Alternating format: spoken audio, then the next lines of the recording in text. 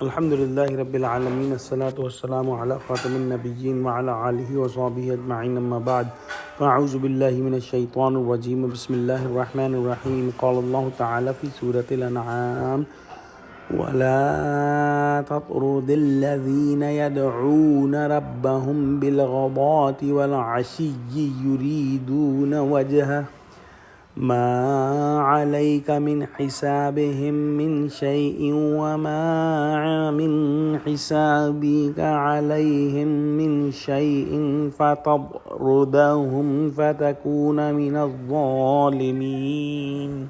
Translation: And do not drive out those who call upon their Rabb in morning and evening seeking His pleasure. You are not accountable for them in anything, nor are they accountable for you in anything.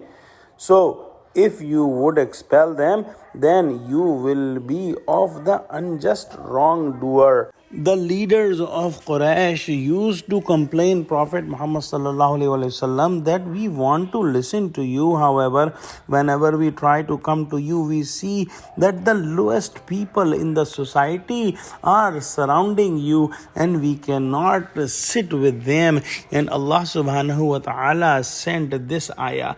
In this ayah, Allah subhanahu wa ta'ala has mentioned that the most important thing is the desire of someone's reaching towards Allah subhanahu wa ta'ala and making efforts to get the pleasure of Allah subhanahu wa ta'ala. And whoever is trying this day and night should be given priority by the Prophet of Allah subhanahu wa ta'ala. And they can be seen that day and night they are doing the worship of Allah subhanahu wa ta'ala, and they are trying to do everything that is commanded by Allah subhanahu wa ta'ala. However, they are the poor people, but this does not disqualify them to get all the attention of Prophet of Allah subhanahu wa ta'ala. Allah subhanahu wa ta'ala mentioned that whatever will happen with them in the hereafter is not on you, O Prophet Muhammad sallallahu alaihi wasallam, and what will happen with you in the hereafter is not on them. Everyone will get the fair share of their efforts and the rewards or punishment according to their deeds and according to the condition of their hearts.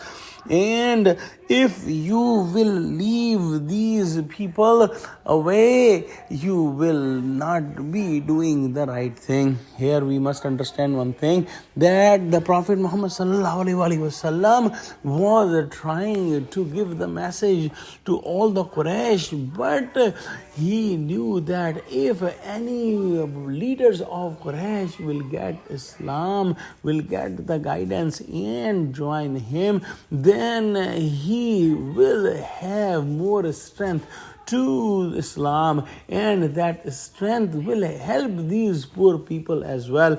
As we have seen in the seerah, that when Hazrat Umar radhiyallahu ta'ala anhu and Hazrat Hamza radhiyallahu ta'ala anhu came to the fort of Islam, then the condition of the Muslims improved in Mecca to some extent. So this was not for any personal gain, ma'adallah, by the Prophet Muhammad sallallahu alaihi wasallam, but Allah subhanahu wa ta'ala mentioned that whatever the reason might be, those people who are sincere to Allah subhanahu wa ta'ala and who are sincere in getting the guidance should be given the preference.